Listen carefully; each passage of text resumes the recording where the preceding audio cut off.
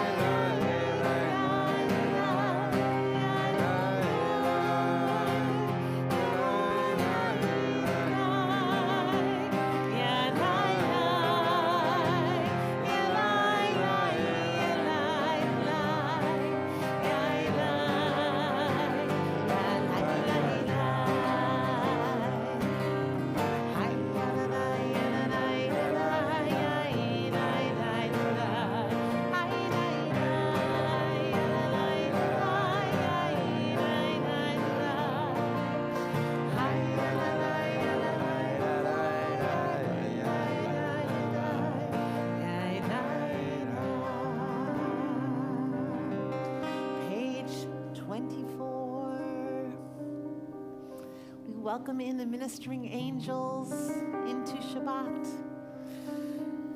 Shalom Aleichem, Malachei Hasharet, Malachei Elyon, Melech, Malachei Hamachim, Hakadosh Baruch Hu.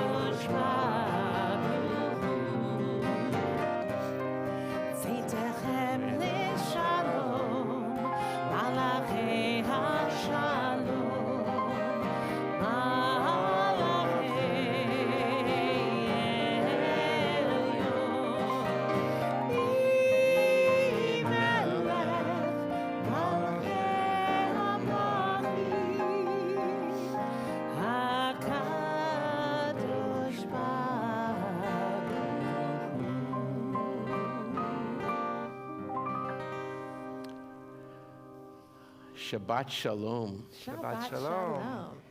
It's a little cool outside, but it's nice and warm inside, and we are together. It's so great to be with one another to celebrate Shabbat. Rabbi Heath and I were away. Cantor Spall was here with Rabbi Nambi. We hope that you had a wonderful Thanksgiving, and we're delighted to be back from our time away. I'll agree with that, yes. Amen. And glad to have been gone, right? And glad, didn't mind being gone. There you go. Nice to be back, though. But we're glad to be back and be able to celebrate Shabbat. And we're going to continue Shabbat with lighting our Shabbat candles. And for that, we'd like to invite some special people to come up. We'd like to invite Dana Breinberg and Stephen Breinberg, Zachary Breinberg, Bonnie Breinberg, and Victor Breinberg, the Breinbergs, and also Sarah Viaggi. And we might as well have Eliana come up as well. She's going to come up and she's going to lead us in Kiddush after we light the candles. I love those shoes, by the way. Really. I know, I do owe her money, I know. Come on over here. Come here. Just take the candle, take that down here. Light the two. We're on page 2.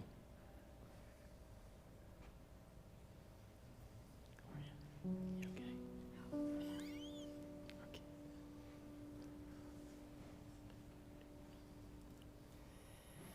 Baruch atah Adonai, Eloheinu melech haolam,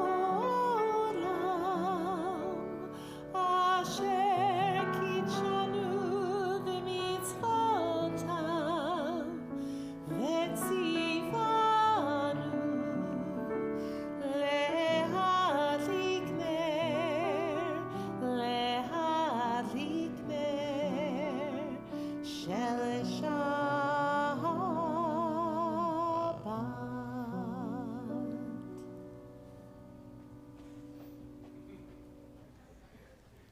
You get the big cup.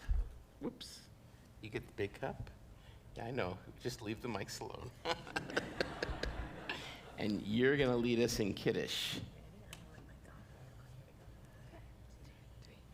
Baruch atah Adonai Eloheinu melech haolam borei peri hagafen. Baruch atah Adonai Eloheinu melech haolam asher kiddushanu b'mitzvotav v'ratzavanu v'shabbat kodsho B'ahava uvratzon hinhilanu zikaron ma'aseh bereshit kiruyom tehila lemikrai kodesh zecher l'tziat mitzrayim kivanu v'charta ve'otanu kidasha mikol ha'amim v'shabbat kodshcha ve'ahavtahu ziraizon inkeltanu Baruch atah Adonai mekadesh haShabbat. Hi.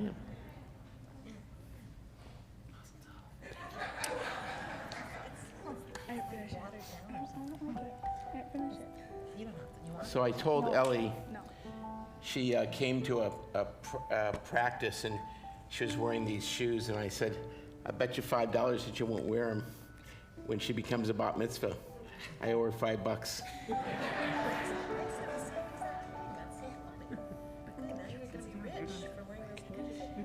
You can sit down now, you're done.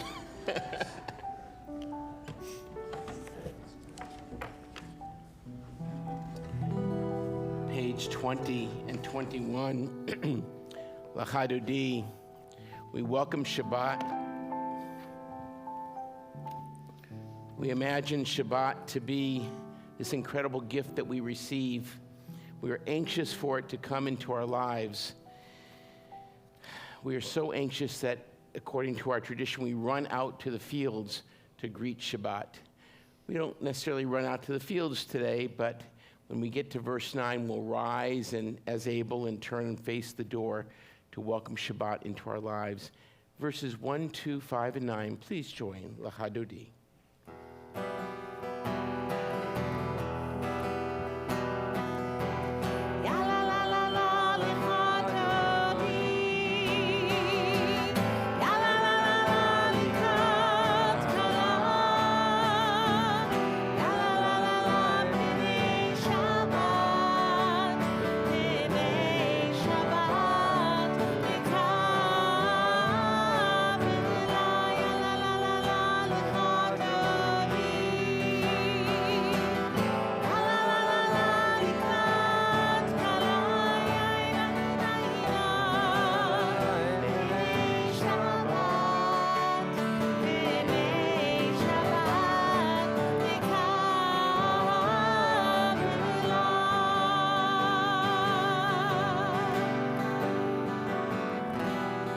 Shamor v'zachor, v'dibor echad,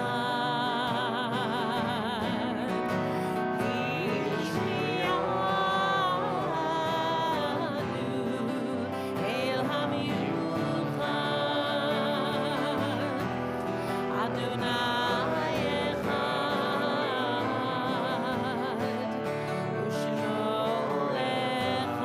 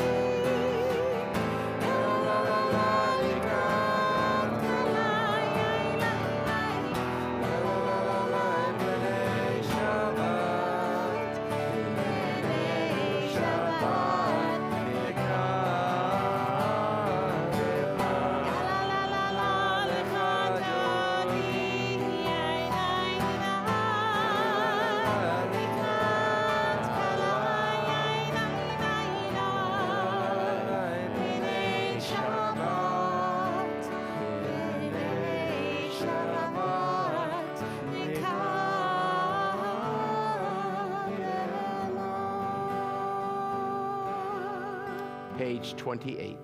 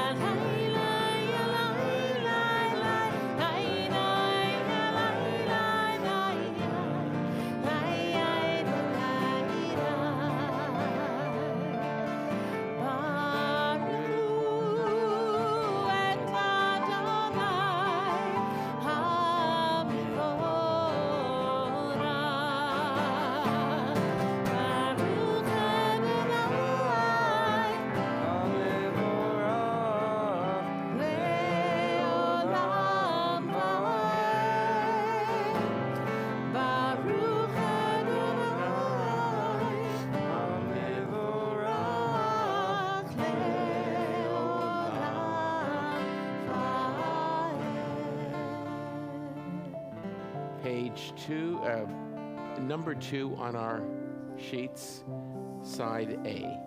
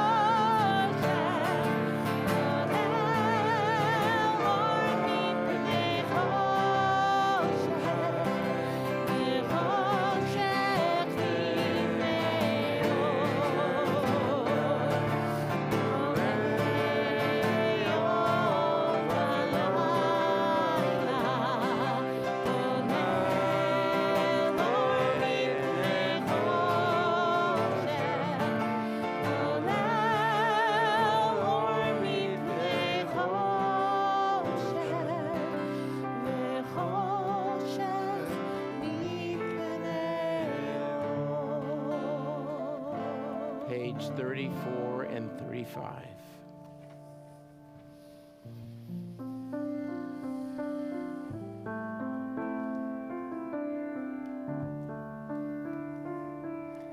Shema Yisrael Adonai Eloheinu Adonai Echad. Shema Yisrael Adonai Eloheinu Adonai Echad. Shema Yisrael Adonai Eloheinu Adonai Echad. Shema Yisrael Adonai Eloheinu Adonai Echad. Baruch Shem Kavod Mahuto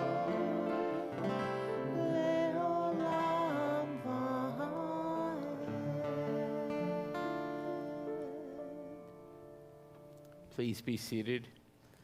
As we turn to page 36, we invite Adam Levy Chung to please come forward. Adam is going to become a bar mitzvah in 2 weeks, and we're delighted that he's with us tonight. Anyway, you want to come up, Adam? And he will lead us in Ve'ahavta. Okay, ready? Go do it. Afta et Adonai Elohecha bechol lavcha ubechol neshecha ubechol meodecha vehayu hadvarim ha'ele Elohim mitzavecha hayom alevevecha veshinantam levevecha ודיברתם בם, ושבתך ביתך, ובלכתך בדרך, ובשוכבך ובקומך, ושרת למלאות על ידיך, לא יהיו לטוטפות בין עיניך, וכתבתם על מזוזות ביתך, ובשעריך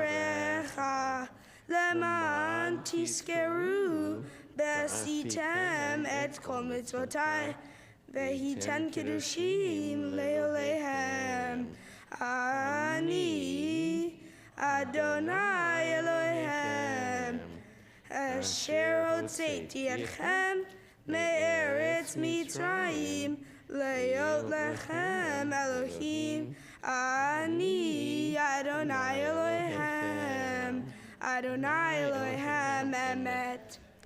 Nice job, Adam. Good job.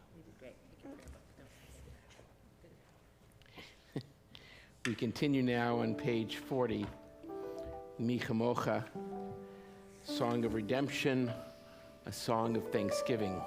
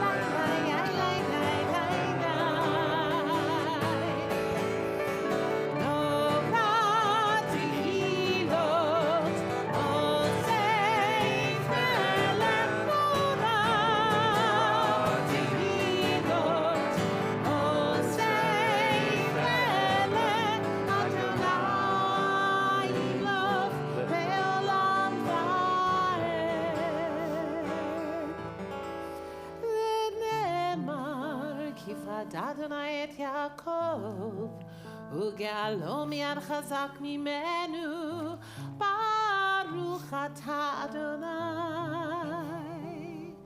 גאל ישראל.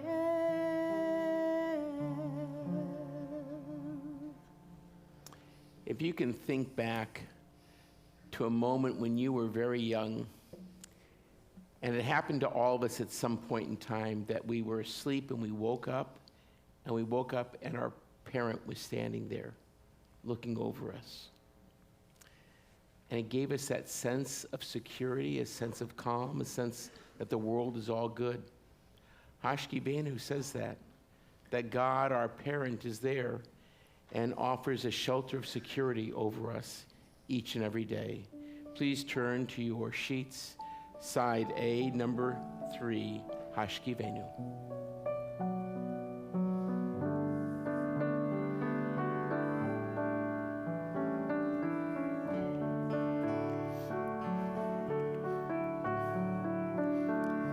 Hashkivenu Adonai Eloheinu Shalom Shalom Ve'hamidenu Malkeinu Lechaim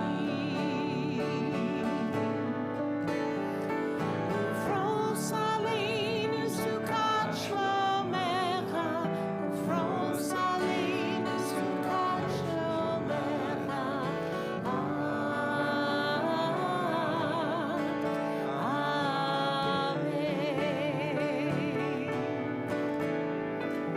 Shelter us beneath your wings, O Adonai. Guard us from all harmful things, O Adonai. Keep us safe throughout the night, till we wake with morning's light. Teach us, God, wrong from right. Amen.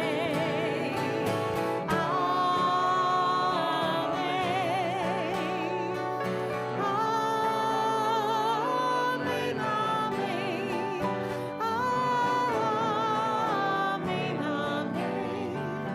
Amen. Baruch atah Adonai, haporei sukat, shalom aleinu, ve'al kol amo Yisrael, ve'al Yerushalayim.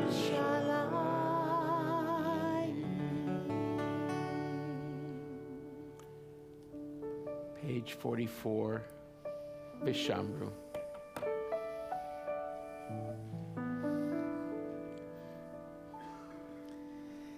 Vishamru b'nei Yisrael et haShabbat, לעשות את השבת לדורותם, ברית עולם ביני ובין בני ישראל, אותי לעולם. כי ששת ימים עשה אדוני את השמיים ואת הארץ,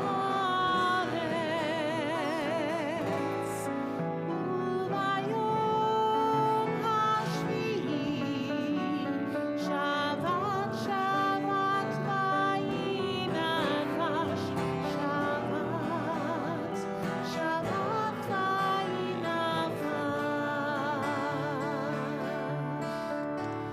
שבת שבת וינפש.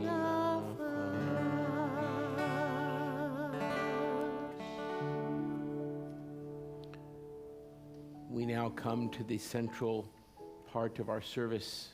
It's called simply tefillah, prayer, where we have a chance to express our thoughts, our prayers, our hopes, our needs to God. Page 46, we rise as able.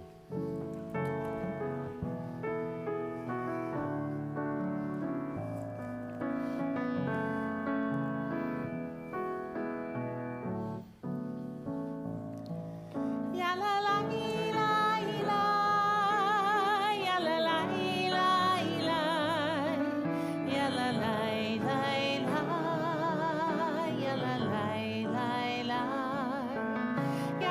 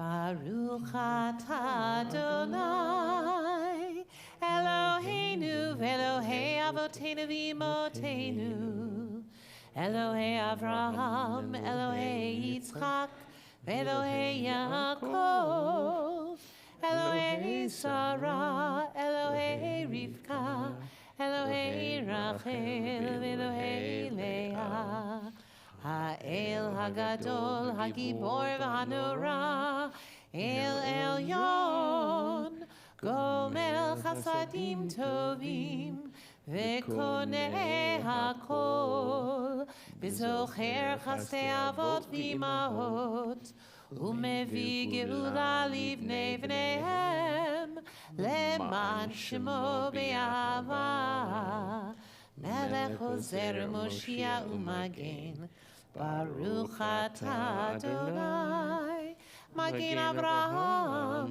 v'Ezrat Sarah. Page 50. Atah Gibor Le'olam Adonai, Mechayeh Kol Atah Rav Lehoshia, Mashiv HaRuach U'Morid HaGashem, Mechalkel Chaim Bechesed, Mechayeh HaKol Berachamim Rabim, Somech Noflim Verofei Cholim, Umatir Asurim, Umekayim Emunato, Lishenei Afar, Micha Mocha Bal Gevurot, Omido Melach, Melech Memit Umechayeh,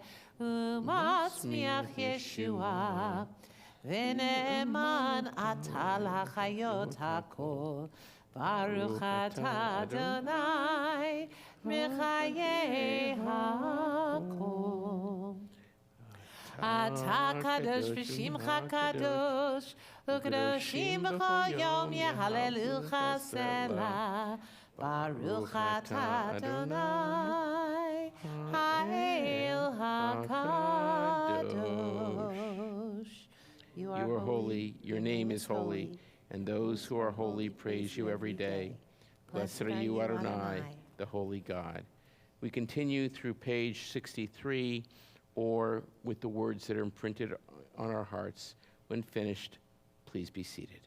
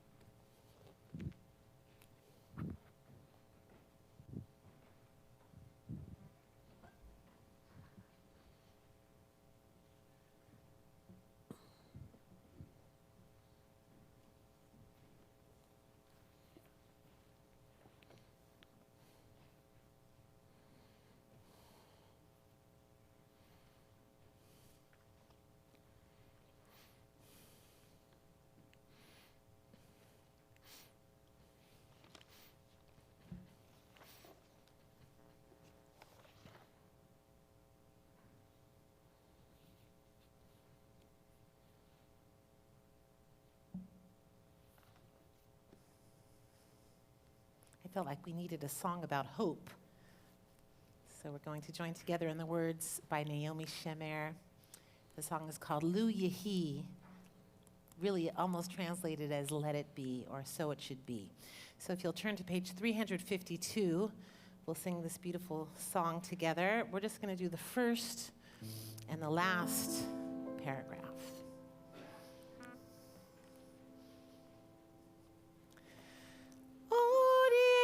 מפרש לבן באופק, מול ענן שחור כבד, כל שנבקש לו יהי. ואם בחלונות הערב אור נרות החג רועד, כל שנבקש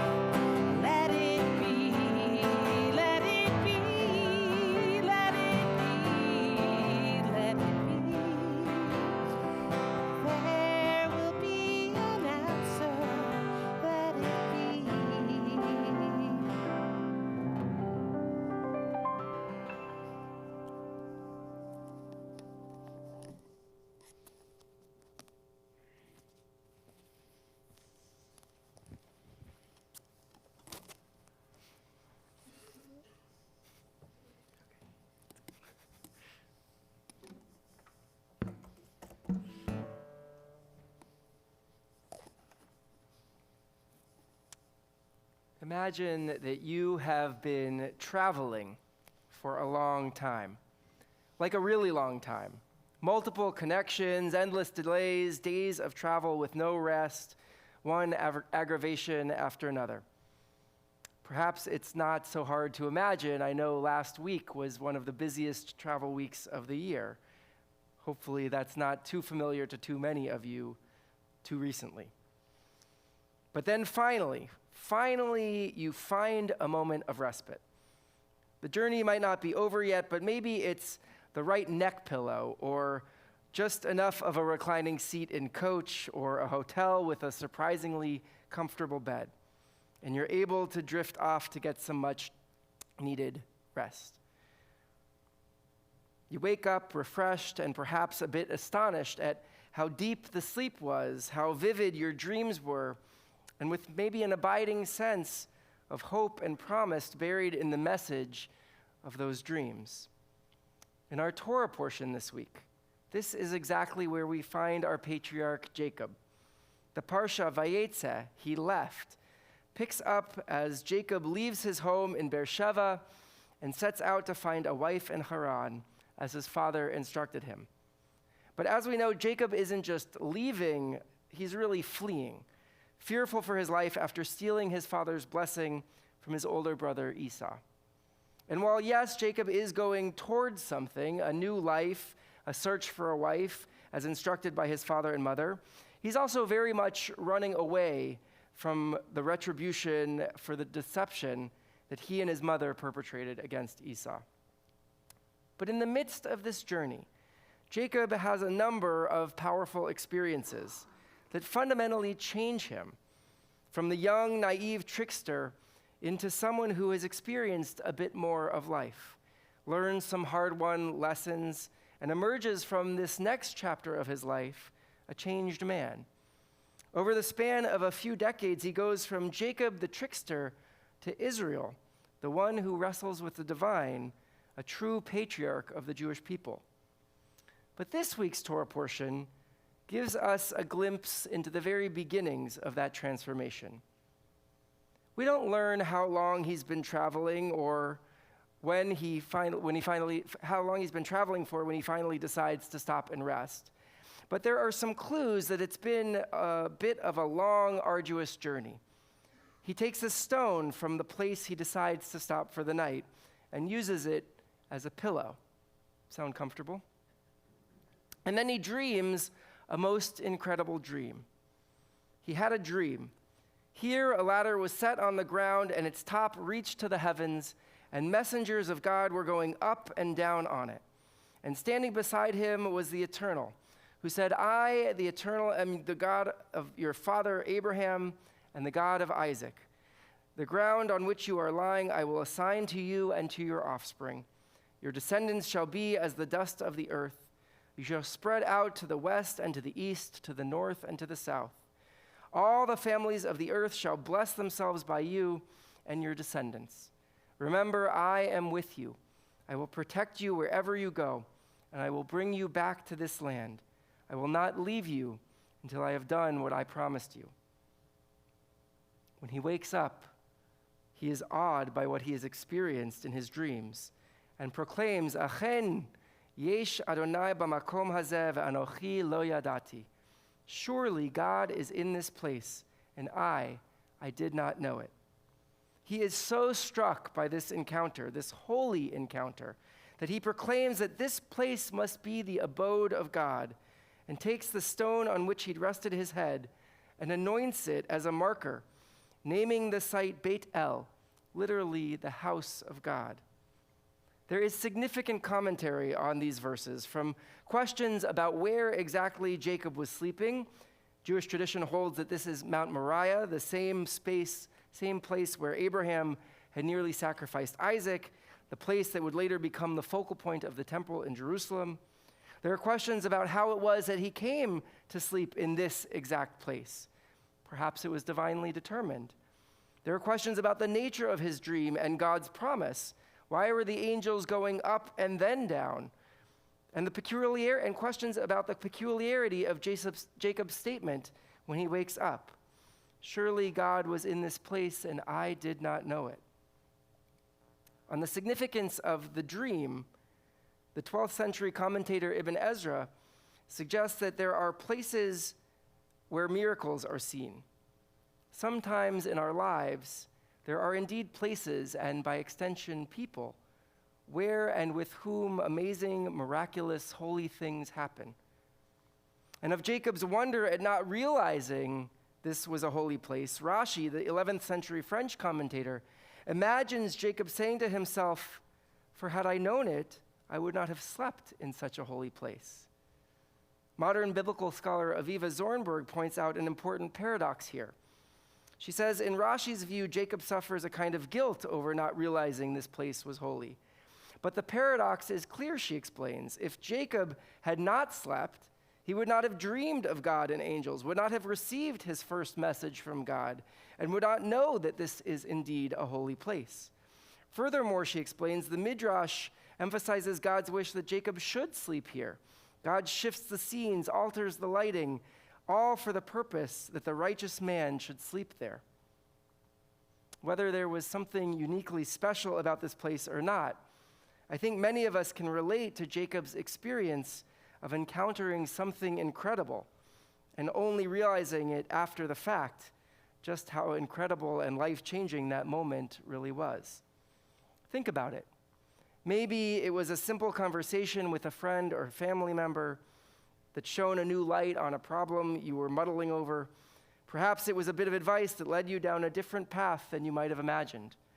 Perhaps it was an experience on a trip that had some sort of profound, lasting effect on you.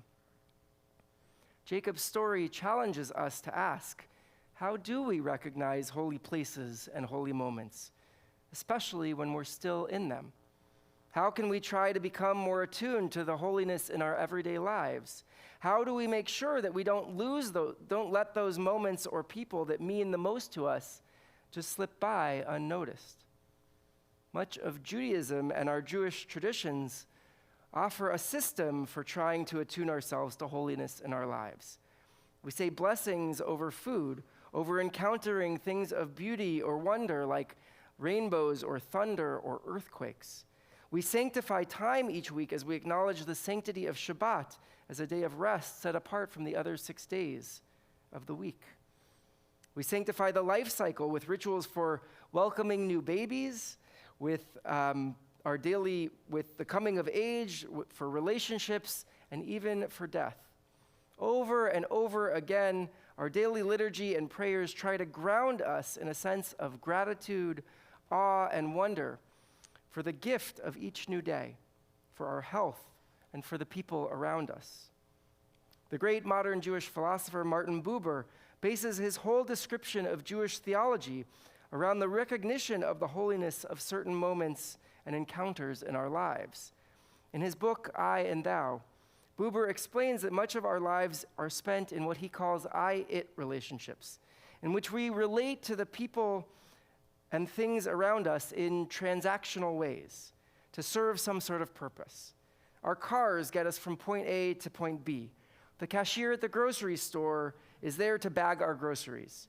We have certain expectations, perhaps, for what our children will or won't achieve. But, argues Buber, something special takes place when we stop seeing people or even certain objects as serving us in some way, and instead simply relate to each other in a deeper, more meaningful way. Buber calls this the I-thou relationship, or the I-thou experience. In his writing, he tells the story of having an I-thou experience with his horse as a child.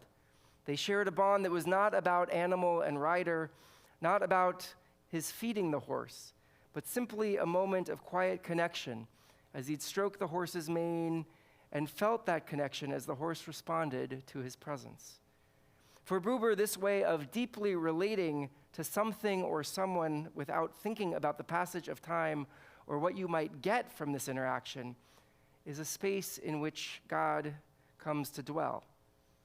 Some of us have perhaps had a moment or two, if we're lucky, like these in our lives.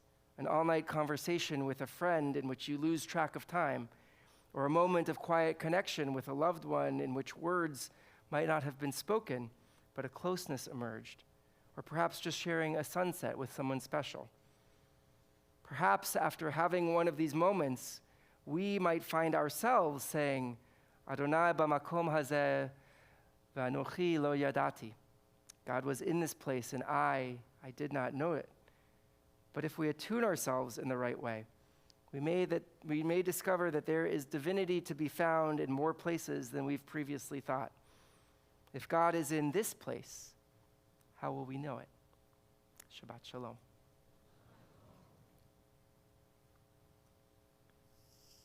Continue our service now on page 253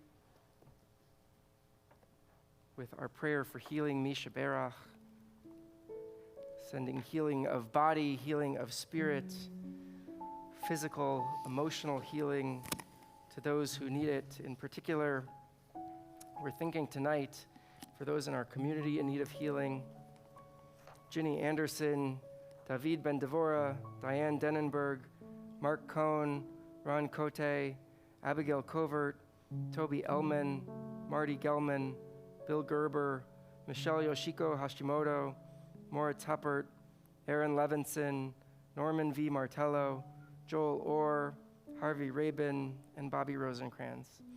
If there's someone else that you're thinking of in need of healing tonight, I invite you to share those names with our community as well.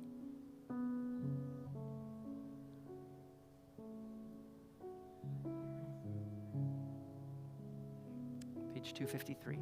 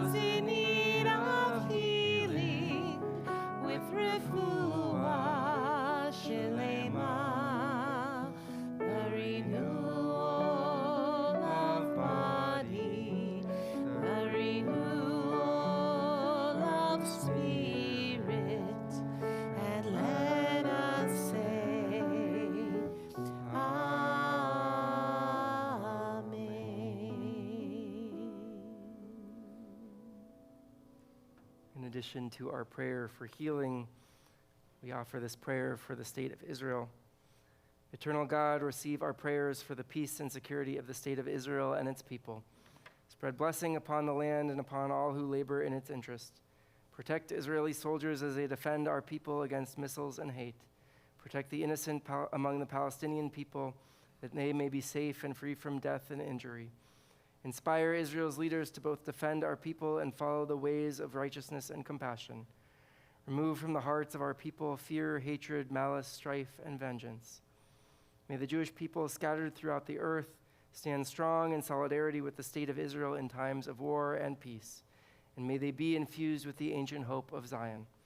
May our people be encouraged by the symbol of Jerusalem as the eternal city of peace.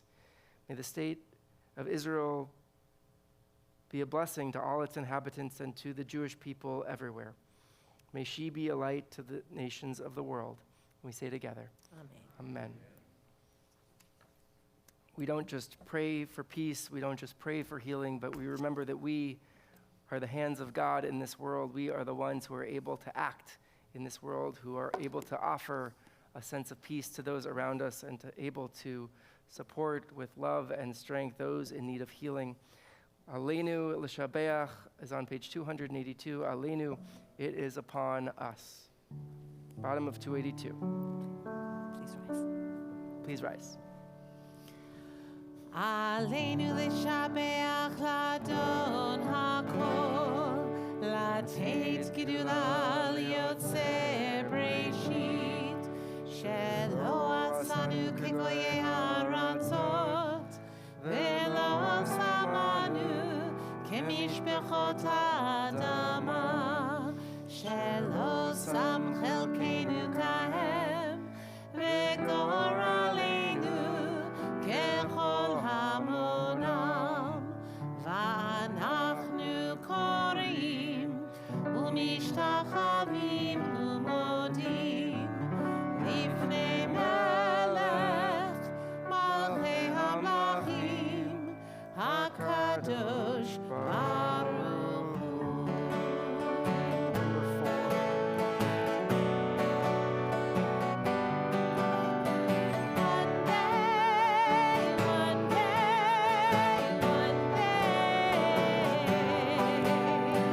One day,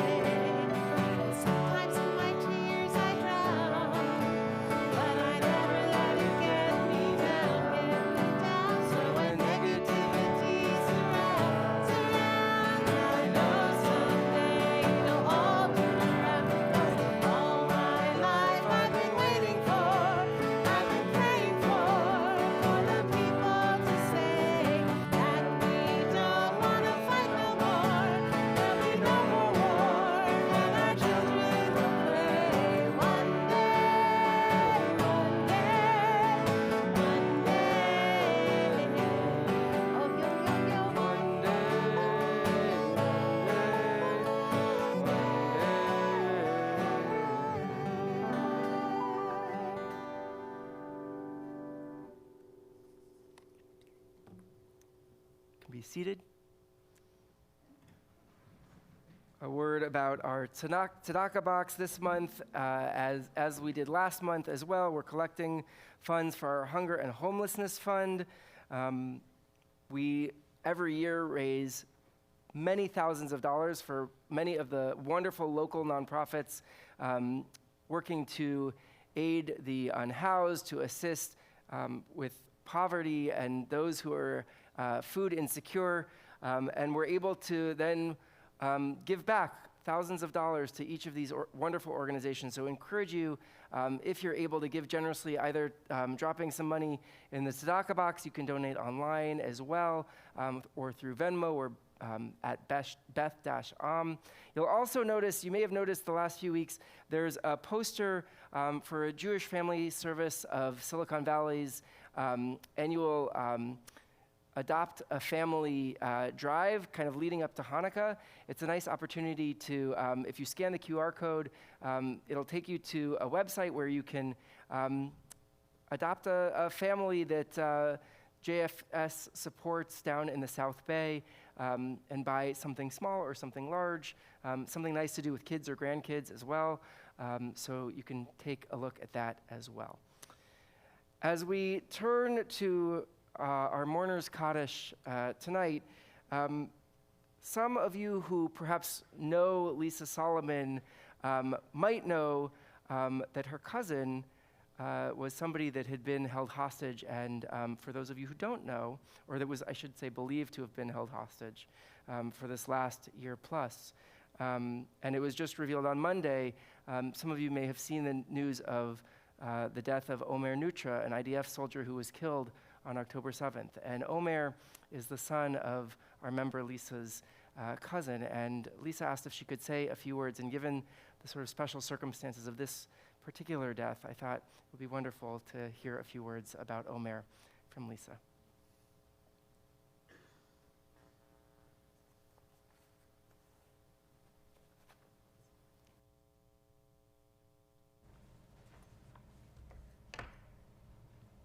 As Rabbi Wanamaker said, my name is Lisa K. Solomon, and together with my husband and two daughters, we have been members here at Beth-Am for 17 years.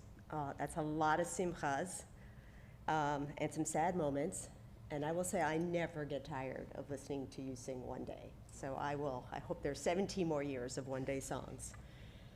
I'm grateful for this opportunity to share a few words with you about my cousin Omer and his family as part of his yahrzeit.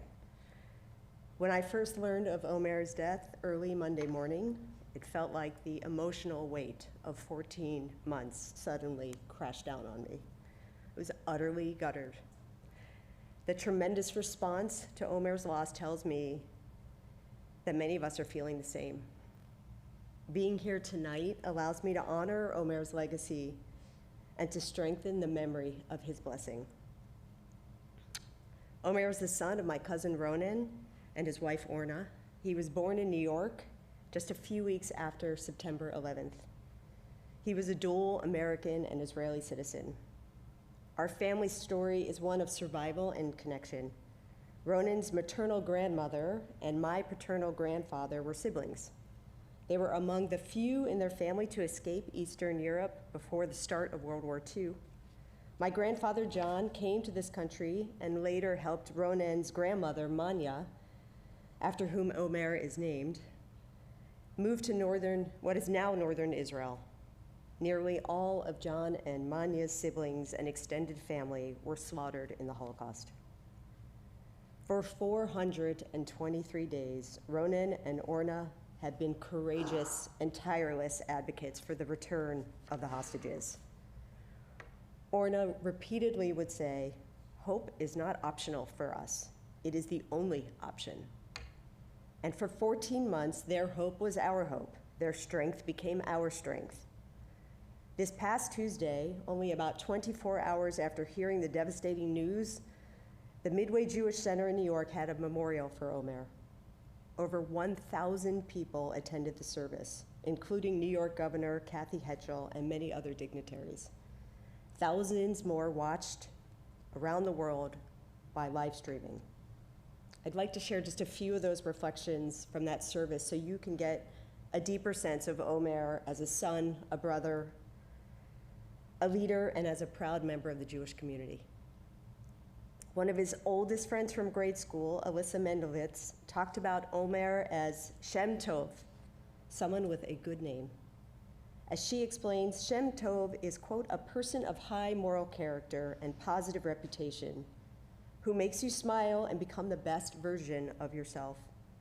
She talked about how Omer helped her develop confidence to read at a young age, and over their many years of friendship, how he modeled being authentically himself, silly and committed, competitive and compassionate, and how that allowed her and others to become more of themselves. She said, quote, it wasn't just Omer's natural leadership ability that made him extraordinary. It is the way in which he was a leader. It was the big and small efforts he made to be inclusive, compassionate, caring, and kind. She ended, we will try to emulate your infectious light by smiling more when walking into rooms and going out of our way to notice those who may feel alone or nervous. And we will try to put them more at ease. We will speak passionately about our Jewish faith and love of Israel, as you have always done. We will try to live our lives with confidence, empathy, and drive, just as you have. We also heard from Omer's extraordinary younger brother, Daniel, who talked about their special bond, including long bro talks he used to have with Omer. He said, after our parents went to sleep, we would sit together and talk about everything, our dreams, our friends, our goals, our struggles, the things that don't get talked about or even considered unless you take a moment and stop. Sounds like a lot of holy moments. Daniel had the strength to reflect on the higher purpose of the ambiguous agony they had been enduring for 14 months, believing that Omer was still alive. He said, quote, Omer changed the lives of so many people for the better. He brought so much love, energy, power, motivation, and family into our communities. He showed us all what makes a meaningful life is lifting up others. We cannot allow ourselves to think for a millisecond that doing the right thing by protecting and serving others is the wrong thing. Every march, every rally, every trip to Washington or Jerusalem was not in vain. His memory will live forever. His story has lifted thousands. The greatest honor we can give him is to rescue the people he gave his life to protect. I want to end with a personal note of gratitude for everyone who has rallied around me this week, and more importantly, around the Nutras. There's no playbook for this moment, no single process to help us navigate through the layers of pain so many of us feel and have been feeling since 10/7. But one of the things I increasingly appreciate about Judaism is that we have over 3,000 years of guidance and wisdom to help us move forward, even when there are no easy answers. In Rabbi Sharon Browse's book, The Amen Effect, she opens with a reflection from an ancient Mishnah text about seeing and supporting mourners at Temple Mount during the time of the Second Temple. She says, we cannot magically fix one another's broken hearts, but we can find each other in our most vulnerable moments and wrap each other up in a circle of care. We can humbly promise each other, I can't take your pain away, but I can promise you won't have to hold it alone. Thank you for giving me the space to not grieve alone. Shabbat Shalom.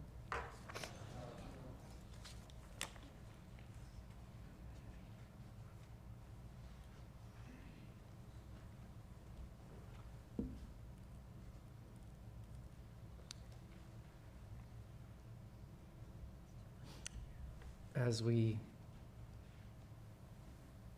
turn to words of Mourner's Kaddish, I want to share this poem by Hannah Yerushalmi, who posted this upon the news of Omer's passing. It's called The Not Knowing Place. We didn't know you died that day. Maybe you didn't even know. And maybe in the not knowing, we kept you breathing and alive, where you could visit us in the nether space. And how you touched us there in the in-between, in that sacred space, bringing forth wells of longing for you, binding your soul to ours, and also how your return, the mere hint of it, revived us. But today we know. You died that day. We know. We don't want to know, but we know. There's no maybe anymore, just a pile of rocks where our heart is. And what are we to do with all these feelings gripping us for months? Look high and low. Find the map that will take us back to that place, the non-knowing place, and also to yesterday, where we kept you breathing and alive, where we could still dream of your return. Tonight, as I read the name of your loved one or a friend, I invite you to rise in their honor and remain standing. This week, we're in the period of Shiva, the first week of mourning for Omer Maxime Nutra, cousin of Lisa K. Solomon and Gary, son of Glenn, son of Ronan and Orna Nutra. We remember Sheila Peretz, stepmother of Lauren Sharp and Craig Peretz, wife of Paul Peretz and doting Nana to Zoe and Eli. And we remember Alan Schlesinger, father of John and Scott Schlesinger, husband of Sandra Schlesinger, grandfather of Alexander, and father-in-law of Cindy. We're in the period of Shloshim, the first 30 days of mourning for Sherry Kaplan-Dare and Peggy Shapira. And this Shabbat marks the yahrzeit, the anniversary of death for Shimon Eisinger, Sprinza Eisinger, Sheldon Baim, Herbert Bauer, Ethel Bloom, Gloria Boyarsky, Karen Osne Brownstein, John Brueggemann Sr., Catherine Busey, Richard Chang, George Cohn, Sarah Davis, Rose Pinsker Davis, Linda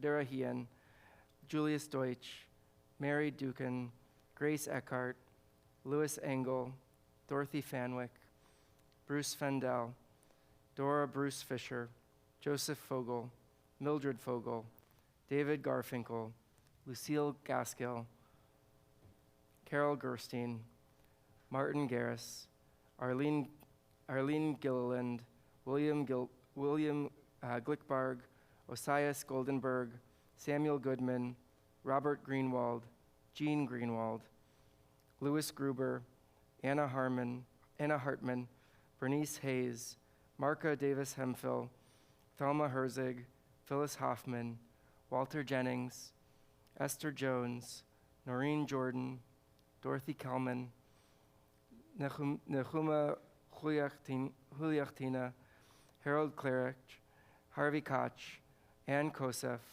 Blanche Landau, Anna Levin-Ware, Mendel Lertzman, Rebecca Rudin-Macauer, Arthur Marmer, Noel Mateo, Helen Metz, Patricia Miller-Kraskoff, Marion Rothschild-Netter, Walter Nemasic, Sidney Richmond, Molly Rubenstein, Shirley Lorraine Russell, Irving Schiffman, Irving Schwartz, Marjorie Settle, Yechiel Schulman, Goldie Schulman, Mikhail Schwartzman, Edward Silver, Stanley Simon, Bertha Soffer, Jeffrey Sosnow, Joseph Taylor, Israel Unterman, Bella Waxman, Arlene Weisbrod, Leon Wanger, Joyce Wertman, Pauline White, Eleanor Virginia Wolfe, and Rose Wolfeld. If you are remembering somebody else whose name I haven't called, if you're in the first year of mourning or are recalling somebody else, I invite you to rise and share their name at this time as well.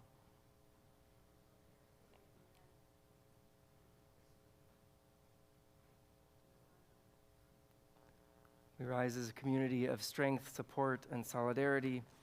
Words of Mourner's Kaddish are on page 294. Yitgadal v'yitkadash shemei Rabbah, be'alma divra chirutei v'yamlich malchutei, b'chayechon uvyomechon, v'chayei dechol Beit Yisrael, ba'agala uvizman kariv v'imru amen. Yehei shmei Rabbah mevarach le'olam ulamei almaya, Yitbarach v'yishtabach v'yitpa'ar v'yitromam v'yitnaseh, v'yitadar v'yitaleh v'yitalal, shmei dekudesha barichu. Le'ela min kol birchata v'shirata, tushbechata v'nechemata, da'amiran be'alma v'imru amen. Yehi shlama rabba min shemaya, v'chaim aleinu ve'al kol Yisrael v'imru amen. Oseh shalom b'mromav, hu ya'aseh shalom aleinu ve'al kol Yisrael v'imru amen. May the one who creates peace on high bring peace and comfort to all who are bereaved. We say together, amen. We'll close our service with our prayer of peace and hope for peace. May it come soon. Od Yavo Shalom Aleinu, page 353.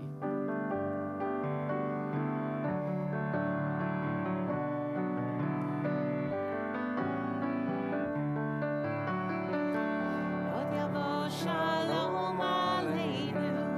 Od Yavo Shalom Aleinu. Od Yavo Shalom Aleinu. Ve'al kulam. Od Yavo Shalom Aleinu. Od Yavo Shalom Aleinu. Od Yavo Shalom Aleinu. Ve'al kulam. Salam Aleinu ve'al kol ha'olam. Salam, shalom. Salam Aleinu ve'al kol ha'olam. Salam, shalom. Od Yavo Shalom Aleinu. Od Yavo Shalom Aleinu. Od Yavo Shalom Aleinu ve'al kulam. Od Yavo Shalom Aleinu. Od Yavo Shalom Aleinu. Od Yavo Shalom Aleinu ve'al kulam. We say voila. Chala. Ready? 1, 2, 3. Baruch atah Adonai Eloheinu melech haolam, hamotzi lechem min haaretz. Shabbat shalom. Shabbat shalom. Everyone.